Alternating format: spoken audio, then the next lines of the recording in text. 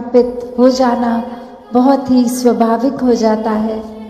तो कैसे संतों ने यही सिखाया हमेशा अपने जीवन को इस तरह जी के कि ये परमात्मा ही प्रायोरिटी है, सबसे पहले इसी का आधार लेना है और ये ही है जो हमेशा कायम दायम है।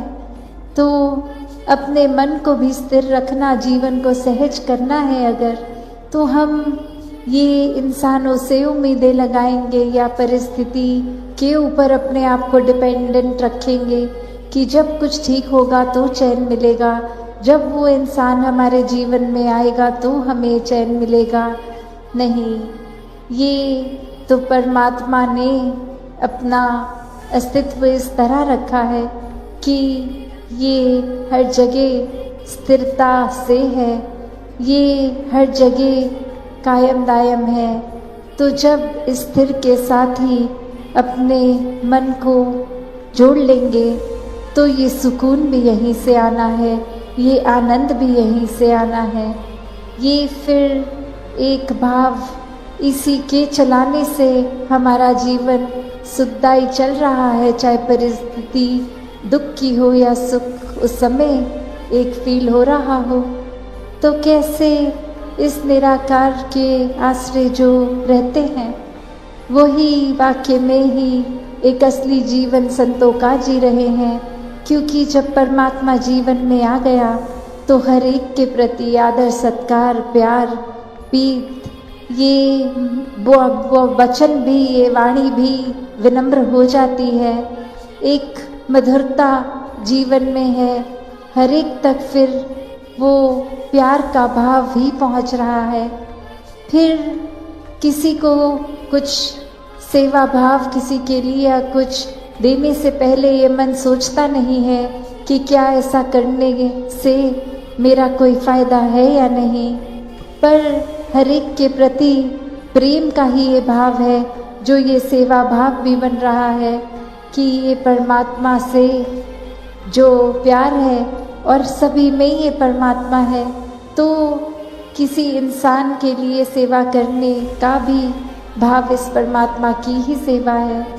तो ऐसे ही भावों को जब मन में रखते हैं, और यही शिक्षा कण कण से भी मिलती है कि ये संतों का जीवन हर एक के लिए है, ऐसा ही जीवन हमारा होना चाहिए। जैसे ये सूरज अगर रोशनी दे रहा है तो कोई भेदभाव नहीं कर रहा, ये रोशनी हर जगह के लिए है। वो हम पे है कि हम आंख बंद करें या कोई चीज़ से वो रोशनी को ब्लॉक कर दें तो वो हम तक नहीं पहुंचेगी, पर इसका मतलब ये नहीं कि सूरज अपना काम नहीं कर रहा। ये भेदभाव नदियाँ या प्रकृति की कोई भी ऐसी चीज़ नहीं करती कि हम समाज के किसी एक वर्ग के लिए ही हैं, दूसरे वर्ग के लिए नहीं हैं। ये फल फूल पेड़ अपने लिए नहीं उगाते हैं, ये पक्षियों के लिए, इंसानों के लिए, जानवरों के लिए है। तो अपने लिए ये स्वार्थ होकर नहीं जीवन जीना, ये संतों ने जहाँ सिखाया कि कैसे हम अगर उस तरह भी देखें कि काम जिस चीज़ का जो है वो अपना बखूबी वही काम कर रहा है। अगर हम उदाहरण के तौर पे देखें कि अगर एक पेन हो, कलम हो, वो अगर किसी स्टूडेंट के हाथ में है तो परीक्षा के समय वो एक एग्ज़ाम शीट वही कलम लिखेगा, और जब वो एग्ज़ाम ख़त्म हो गया, अगर वो घर जाकर अपने किसी परिवार के सदस्य को वो पेन दिया जाए जो व्यापारी हो पेरेंट्स में, तो वही कलम चेक साइन करने के काम आएगा। फिर वही कलम है अगर किसी लेखक के हाथ में है, कहानीकार के हाथ में है, तो वो एक कल्पनाओं से बने वो कागज़ भर जाएंगे उस कलम द्वारा। तो बात क्या है इसमें कि क्या वो पेन फ़र्क करेगा कि नहीं, मैं तो सिर्फ तभी चलूँगा जब किसी स्टूडेंट के हाथ में हूँ, पर और किसी के हाथ में होने से मैं अपना कर्म ही छोड़ दूँगा। तो हर कोई अगर ऐसे ही भावों को पकड़े कि अगर इस परमात्मा ने हमें मनुष्य बना के भेजा है तो ये मनुष्यता सच्चा धर्म, इसको नहीं छोड़ना। यही हमारा कर्म है कि हमने मानव का शरीर धारण किया है, तो पूरी तरह से ये मानवीय गुणों को अपनाएं। ये फिर कोई हमारे साथ ठीक नहीं है, किसी का व्यवहार ठीक नहीं है, कोई परिस्थिति ठीक नहीं है, उसके ऊपर डिपेंड करके हमने अपने व्यवहार में ये तोड़ बदल नहीं करनी। हम अगर प्यार हैं तो ही प्यार करेंगे, वरना तो वो दिखावा होगा कि अगर ये लेन देन का सौदा है कि कोई मेरे साथ ठीक है तो मैं भी उस इंसान के साथ ठीक हूँ, कोई अगर मेरे साथ ठीक नहीं है तो मैं उसके साथ ठीक नहीं हूँ। तो ऐसी सोच अगर हम रखेंगे तो वाकई में ही ये एक बेसिक चीज़ जो इंसान बने हैं तो अपनी ये मनुष्य की लक्षणों को ही खो रहे हैं। अगर ये चतुर चालाकियों से ही जीवन जीना है तो फिर ये एक सहज जीवन है ही नहीं। ये बहुत ही एक शातिर होकर अपने फ़ायदे के लिए या सिर्फ अपनी प्रशंसा के लिए या हम कितने श्रेष्ठ हैं ये औरों को दिखाने के लिए ऐसा बनावटी दिखावट का जीवन इंसान जीना शुरू कर देता है। तो बात वही कि कैसे एक जो बात है कि ये कर्म इंसान का क्या है, वो यही कि मानवीय गुणों को जीना है, मानवीय गुणों को फैलाना है। और ये बात कि आगे से हमें क्या मिल रहा है क्या नहीं, उस पे ध्यान नहीं होना चाहिए। ध्यान तो बस हम क्या दे सकते हैं उस पे होना चाहिए। जैसे अक्सर एक सत्संगत जी प्यार से कहना धन्यवाद जी, सेंट सेइंट लव धन्यवाद जी। ऑकलैंड के इस थिएटर में जहाँ सभी सत्संग का आनंद ले रहे हैं और सत्संग के दौरान एक एक जो महात्मा ने बात रखी वो कोई दुनियावी बात नहीं रखी कि चाहे इस दुनिया में इस संसार में जन्म लिया है और ये सारे जो भी इस तन से जुड़ी रिस्पॉन्सिबिलिटीज़ हैं, चाहे घर परिवार की परवरिश, एक पढ़ाई लिखाई काम काज, ये एक समाज में आए हैं तो समाज पे बोझ बन के नहीं, एक खुद सेल्फ सस्टेन होके हमें जहाँ अपने जीवन को चलाना है। और हर एक चीज़ मुबारक है, हर एक उपलब्धि भी मुबारक है, पर सबसे पहली प्रायोरिटी हर समय की ये परमात्मा, ये निराकार, ये सच, इसको जो भी नाम दे, जहाँ पे भी विश्वास है, आस्था है, उस नाम से बुला के एक मन में इसी को हर समय बसाना है। और मन में हर समय का इसका वास कैसे हो, क्योंकि मन तो बहुत ही चंचल है। ये मन तो हर समय एक जैसा नहीं रह पाता। अभी मन में कोई ख्याल आ रहा है, अभी कोई, कभी ये एक शांत शीतल हो गया, कभी एक बहुत ही और चीज़ों में उलझ के एक अपनी शीतलता खोकर, सहजता खो के स्थिरता खो देता है। तो ऐसे मन जिसका कोई एक पर्टिकुलर कैरेक्टरिस्टिक नहीं है, वो काफ़ी सारी चीज़ें हैं, तो उसमें एक अपना मन का नाता ये इस परमानेंट निराकार से कैसे जोड़ना संभव है, क्योंकि ये थॉट्स भी अनेकों आएंगे, सिचुएशंस भी अनेकों आएंगी, कोई हमारे मुताबिक होंगी तो कोई एक जैसा हम नहीं चाहते, जो हम ड्रेड कर रहे हैं ऐसी सिचुएशन भी आएगी। तो हर समय फिर भी इस परमात्मा का शुक्राना कैसे बना रहे, ये मन की अवस्था हर समय एक स्थिर मन सहज जीवन कैसे जिया जाए।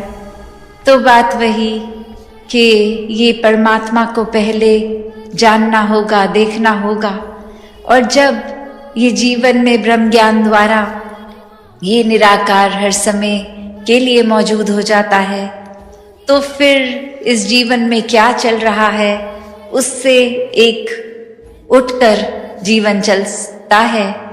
जैसे एक वो जो शब्द है आनंद, ब्लिस, ये एक अवस्था जो दुख और सुख से ऊपर की है। चाहे जीवन में दुख है या सुख, वो मन का आनंद वो एक दूर नहीं हो सकता, वो हमसे कोई छीन नहीं सकता।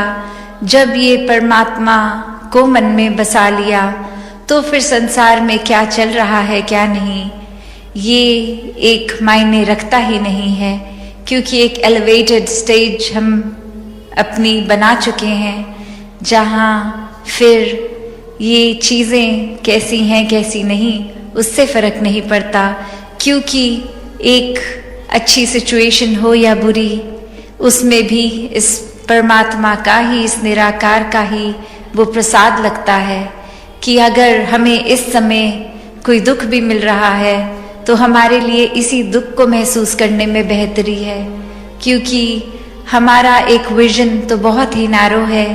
एक हमारी सोच, एक बुद्धि, ये दिमाग एक टोटलिटी में नहीं सोच पाता। अक्सर हम अपने ही आप को प्रायोरिटी मन में बना के वो थॉट प्रोसेस, वो एक दायरा अपना इतना नैरो कर लेते हैं कि सब कुछ फिर हम अपने हिसाब से चाहते हैं, और अगर उस हिसाब से होता है तो ही दिल खुश होता है, तो ही मन ये बात मानता है कि ये परमात्मा है और ये हमारे लिए एक अच्छाई कर रहा है, क्योंकि अपने मन मुताबिक चीज़ हो गई।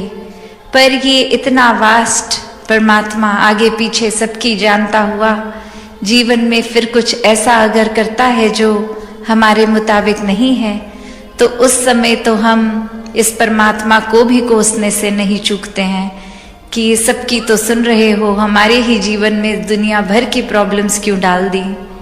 तो बात वही, ये नज़रिया कि हम किस चीज़ को कृपा देख रहे हैं और किस चीज़ को नहीं।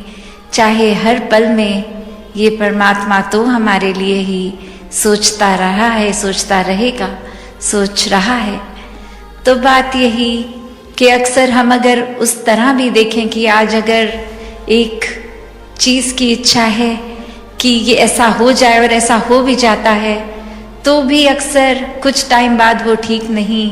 आज अगर अनएम्प्लॉयड हैं तो मन में आता है नौकरी लगे चाहे कहीं भी लग जाए, और अब जब नौकरी लग गई तो वो कंप्लेंट्स कि बॉस नहीं ठीक, एक एनवायरनमेंट नहीं ठीक, अब तो बस मन है कि जल्दी से जल्दी क्विट करें और कोई दूसरी नौकरी देखें। तो ये इच्छाओं ने तो ख़त्म नहीं होना, हर चीज़ हर समय हमारे मुताबिक भी नहीं होनी। तो भी एक मन में ये परमात्मा का अगर वास है तो हर सिचुएशन बहुत स्मूथ हो जाती है, ट्रांजिशन स्मूथ हो जाती हैं। एक मन में ख्याल अगर आता भी है तो वो साथ में पेशेंस भी आ जाती है, हर तरह की ह्यूमन वैल्यू एक हमारे अंदर आ जाती है, और फिर एक आसानी से ये रास्ता कट जाता है। फिर वो चाहे प्रॉब्लम्स वहीं की वहीं हों, एक हमारे रिएक्शंस, एक स्टेट ऑफ माइंड, उसमें बदलाव आता है, क्योंकि जैसी दृष्टि वैसी सृष्टि। एक कहानी भी है that once there was a man who wanted to change his city, and just before doing that he just went for a prelim round to just check out what this new city is like, what it feels like. And then as he goes, he spots a man who seems very wise and seems like he's been living in this new city for a very long time. And as the man approaches him and asks, "What's your city like? I want to change my house and I'm thinking to even change my city. Should I start living here?" And then the resident of that city asks that, "What was your previous city like?" And the man's like, it's very negative in a way where it's very stressful and the people aren't nice, and he just starts going on with a lot of negatives about the city and the people. And the man replies, "So even if you change your city, this place is No, not at all different. You're going to find exactly the same kind of people, the same kind of environment. And as they're talking, another person approaches and he coincidentally says the same thing, that I want to now start living in this city. Please tell me what your city is like. And the same question is asked by that man, that what was your previous city like?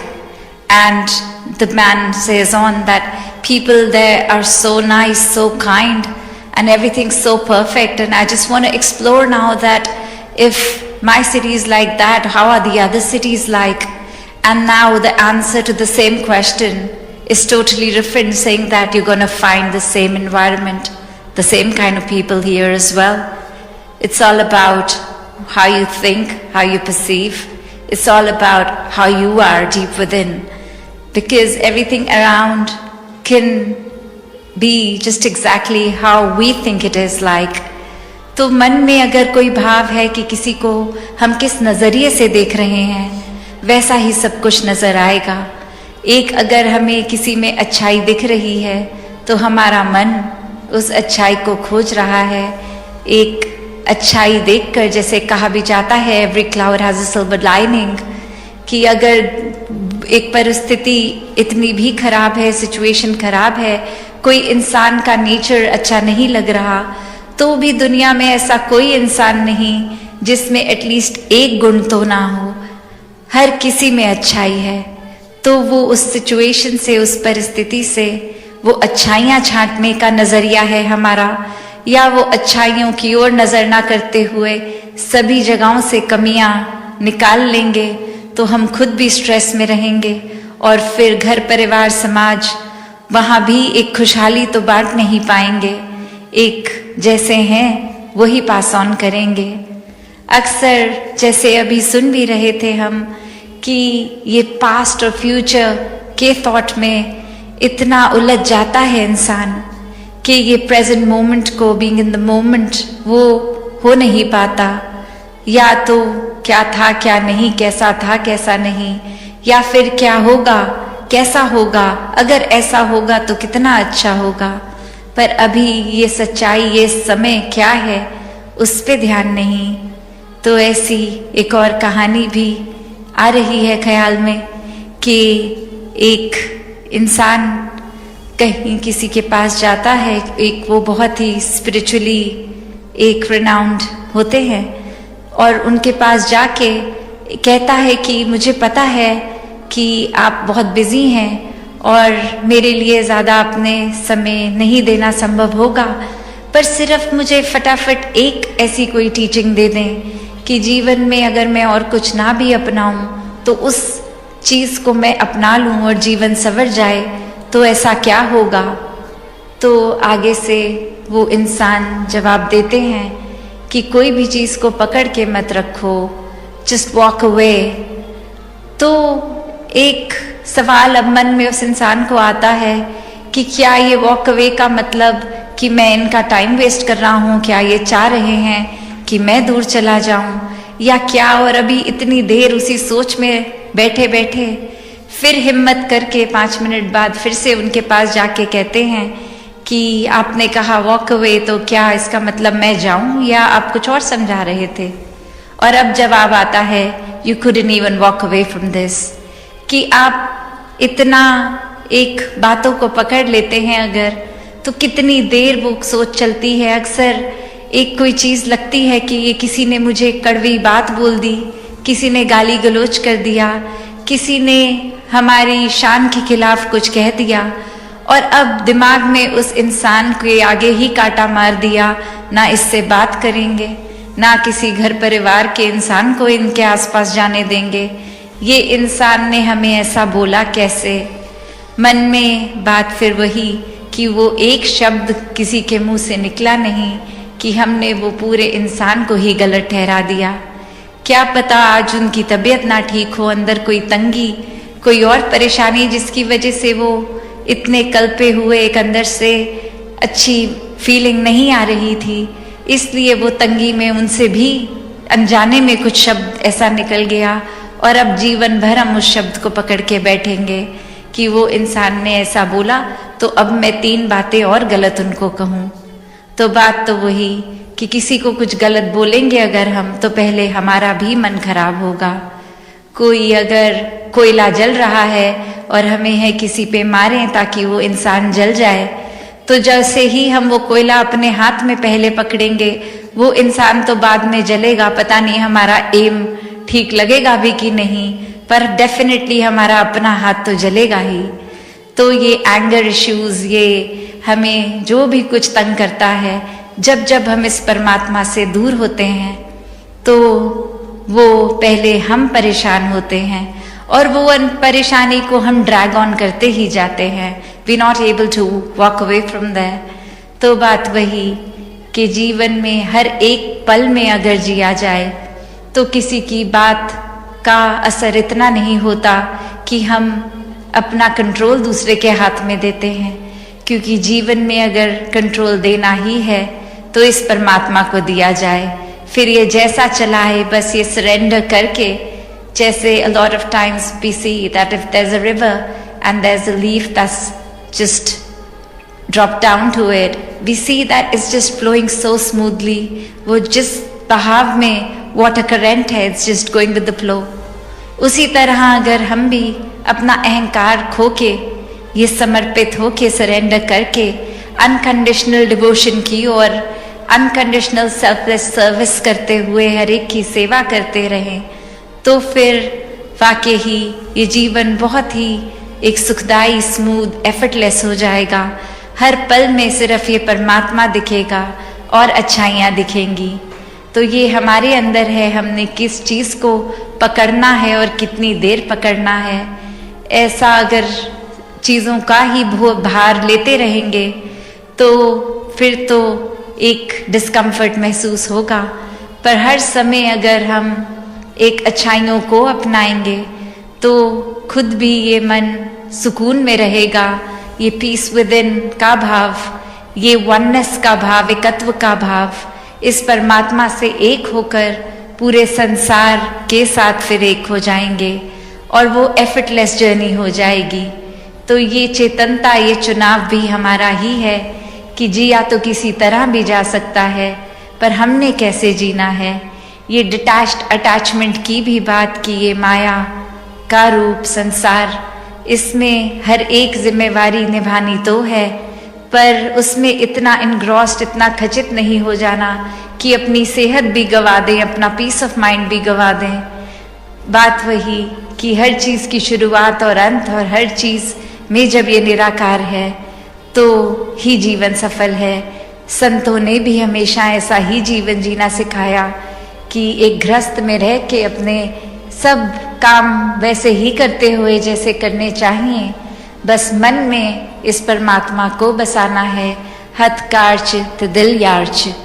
तो बात वही कि ये परमात्मा priority बना रहे तो ही जीवन एक मुक्ति का हकदार बनता है, वरना तो फिर एक जीते जी भी हम बेचैनी लेंगे और ये मौत के बाद भी वो क्लैरिटी इस आत्मा को नहीं कि ये परमात्मा जो आखिरी ये एक final aim of human life है कि ये साल्वेशन अटेन करनी, मुक्ति मिलनी, तो जो जिया ही बेचैनी में, वो मृत्यु के बाद कैसे चैन प्राप्त करेगा। तो बात वही, हर कोई अपने जीवन में जब तक इस निराकार को बसाए तो वाकई ही जीवन एक मुबारक जीवन हो जाता है। दासी और शब्दों का सहारा ना लेके इन्हीं शब्दों से आपसे आज्ञा लेगी। साथ संगत जी, धन्यवाद जी। साथ संगत जी, प्यार से कहना धन निरंकार जी। साथ संगत जी, गृहस्थ में रहने का सबसे सरल तरीका रविदास जी ने बताया। साथ संगत जी, आइए जानते इस विचार के माध्यम से क्या क्या रविदास जी ने इस विचार में कहा है। आशय प्रवान करें और ध्यान से सुने। साथ संगत जी, आज हम जीवन के एक बहुत गहरे सवाल पर विचार करने जा रहे हैं। एक ऐसा सवाल जो हम सबके मन में कभी न कभी उठता ही है। हम रोज सुबह उठते हैं, काम पर जाते हैं, पढ़ाई करते हैं, घर संभालते हैं, दिन रात मेहनत और संघर्ष करते हैं। कभी कभी मन में ख्याल आता है कि यह सब क्यों, क्या जीवन सिर्फ इस भाग दौड़ का ही नाम है? क्या हम इस संघर्ष से बचकर सिर्फ भक्ति और सुमरन में नहीं लग सकते? साथ संगत जी, आपके मन में भी कभी कभी यह वैराग्य और संन्यास का भाव प्रकट हो जाता होगा।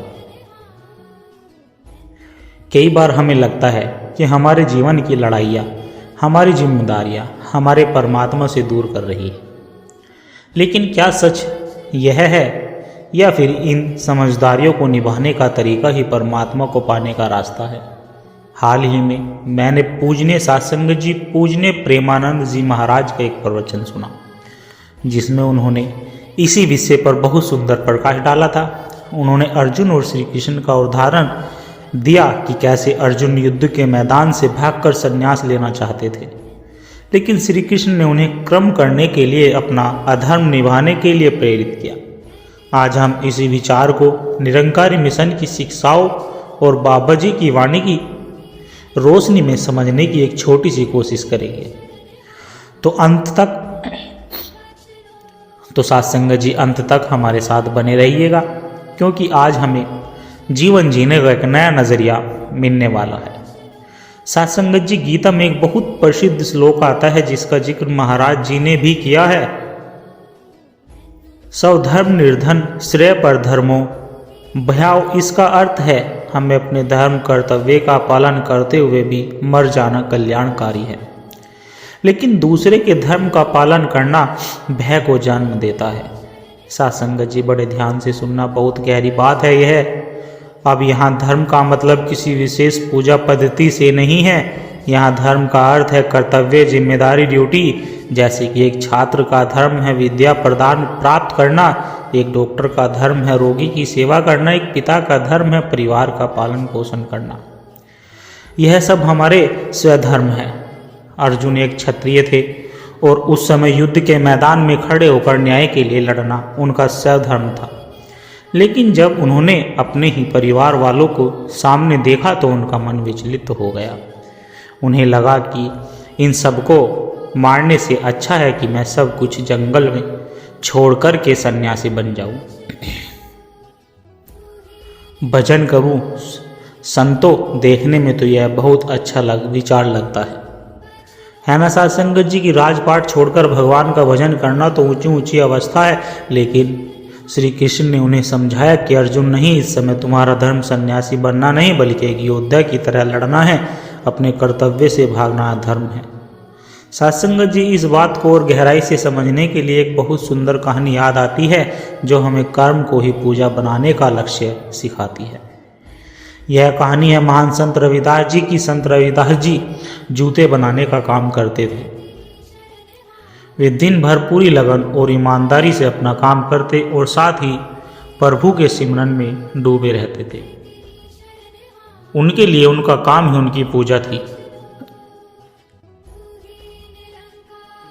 एक बार एक पंडित जी हर रोज गंगा स्नान करने जाते थे। वे रविदास जी को देखते और सोचते कि यह दिन भर इसी काम में लगा रहता है, कभी तीर्थ स्नान भी नहीं करता। एक दिन उन्होंने रविदास जी से पूछ लिया सत्संगत जी की, रविदास जी, तुम कभी गंगा स्नान क्यों नहीं करते और क्यों करने नहीं चलते? रविदास जी ने बड़ी विनम्रता से कहा कि पंडित जी, मेरा मन तो यहीं अपने काम में है और अपने प्रभु में रमा रहता है, पर मेरी एक विनती है, मैं आपको एक सुपारी दे रहा हूँ, इसे आप मेरी तरफ से गंगा मैया को भेंट कर दीजिए। पंडित जी ने सुपारी ले ली और गंगा तट पर पहुँचे। स्नान करने के बाद जब उन्होंने वह सुपारी गंगा में अर्पित करने के लिए हाथ बढ़ाया और कहा कि हे मैया, हे गंगे मैया, यह भेंट रविदास जी ने भेजी है। ऐसा बोलते ही संतों एक चमत्कार हुआ। गंगा की लहरों में से एक सुंदर हाथ बाहर आया। उस हाथ में सोने का कंगन था। उस हाथ ने पंडित जी से सुपारी ले ली और बदले में वह सोने का कंगन देते हुए कहा कि यह कंगन मेरी तरफ से मेरे भक्त रविदास को दे देना। सत्संगत जी, पंडित जी यह देखकर बड़े हैरान रह गए। उनकी आंखों के सामने साक्षात गंगा मैया ने रविदास की भेंट स्वीकार की थी, लेकिन उनके मन में लालच आ गया। संतों उन्होंने सोचा, इतनी कीमती कंगन इस चमत्कार को क्यों दूं? यह तो राजा को भेंट करना चाहिए। मुझे बहुत इनाम मिलेगा। पंडित जी ने वह कंगन राजा को दे दिया। राजा ने जब वह कंगन अपनी रानी को दिया तो रानी बहुत प्रसन्न हुई, लेकिन उसने जिद पकड़ ली कि संतो मुझे इसके जोड़े का दूसरा कंगन भी चाहिए। राजा ने पंडित को बुलाया और कहा कि दूसरा कंगन भी लाओ, चाहे जैसे भी लाओ। अब तो साध संगत जी पंडित जी के हाथ पैर फूल गए। वह दूसरा कंगन कहाँ से लाते, डरते डरते शर्माते शर्माते वह संत रविदास जी के पास पहुँचे और उन्हें सारी बात सच सच बता दी। रविदास जी मुस्कुराए। उन्होंने अपनी कठौती एक बर्तन जिसमें वह चमड़ा भिगोते थे उसकी ओर इशारा करते हुए कहा कि पंडित जी आपने व्यर्थ ही इतना कष्ट किया, आप गंगा मैया से कह देते कि दूसरा कंगन भी दे दो। और फिर उन्होंने अपनी कठौती में हाथ डालकर कहा कि मन चंगा तो कठौती में गंगा। और ये कहते हुए उन्होंने कठौती के पानी में से ही हूबहू वैसा ही दूसरे सोने का कंगन निकालकर पंडित जी को दे दिया। साध संगत जी सोचिए, जो पंडित रोज गंगा में जाकर स्नान करते उन्हें गंगा मैया के दर्शन ना हो पाए, लेकिन जो रविदास जी अपनी जगह बैठकर पूरे ईमानदारी से अपना काम कर रहे थे और मन से प्रभु से जुड़े हुए थे, उनके लिए गंगा मैया खुद उनकी कठौती में मौजूद थी। यह कहानी साध संगत जी हमें क्या सिखाती है संतों? यही कि असली पूजा बाहरी कर्मकांडों में नहीं बल्कि अपने कर्तव्य को ईमानदारी और प्रभु को याद करते हुए निभाने में है। निरंकारी मिशन भी हमें यही सिखाता है कि संतों बाबा हरदेव सिंह जी महाराज ने हमें कर्म योग का पाठ पढ़ाया। उन्होंने कहा कि गृहस्थ में रहते हुए अपनी सारी जिम्मेदारियों को निभाते हुए भी निरंकार से जुड़ा जा सकता है। हमें कुछ छोड़ने की ज़रूरत नहीं, बस अपना नज़रिया बदलने की ज़रूरत है।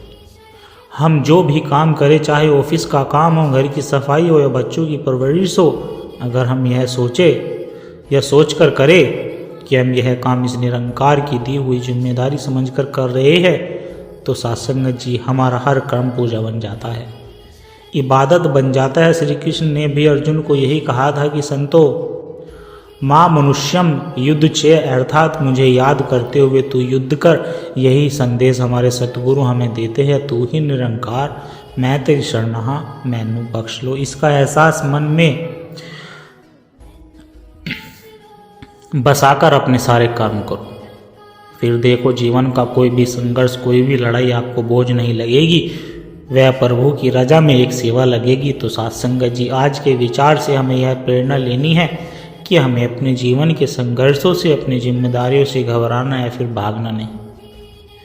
यही हमारा सधर्म है संतो, यही हमारे युद्ध का मैदान है। बस हमें दो काम करने हैं। कौन से दो काम? साध संगत जी, पहला ईमानदारी से जो भी काम हमें मिला है उसे पूरी सच्चाई और लगन से करें। दूसरा सुमरन, याद हर काम को करते हुए इस निरंकार को, अपने सतगुरु को मन में बसा कर रखें। अगर संतो हम ऐसा कर पाए तो हमारा जीवन भी एक सुंदर प्रार्थना बन जाएगा। हमें शांति और आनंद के लिए कहीं बाहर जाने की ज़रूरत नहीं पड़ेगी। जैसे रविदास जी के लिए उनकी कठौती में गंगा थी, वैसे ही हमारे लिए हमारे कामकाज में ही निरंकार का वास होगा। क्या आपके मन में भी कभी ऐसे सवाल उठते हैं? अगर उठते हैं तो अपना अनुभव हमें साध संगत जी जरूर साझा करें। और साध संगत जी दास से बोलने में और कहने में कोई त्रुटि हो गई हो तो दास को क्षमा कर देना। साध संगत जी आप सभी संतों के चरणों में दास की एक छोटी सी अरदास और है, आशा है प्रवान करें। प्यारे संतों, अगर इन विचारों ने आपके दिल को छुआ है, अगर आपको आत्मिक शांति का एक कण भी महसूस हुआ है, तो इस ज्ञान के प्रसाद को केवल अपने तक सीमित ना रखें, इस प्रेम के पैगाम को आगे औरों तक भी पहुंचाए, क्योंकि एक दिए से ही दूसरा दिया जलता है।